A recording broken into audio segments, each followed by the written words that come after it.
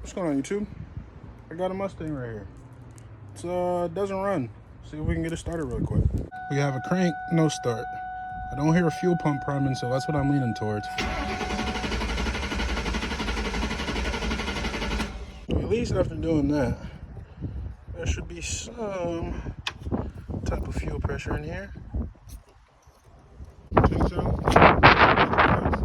Oh yeah, and what they say about the filler neck grommet, it's true. They're gonna break, so get another one. New pumps in, old pumps out. New pumps in, ready to connect all the lines and hoses.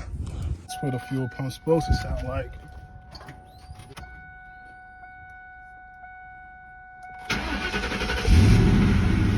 Yeah.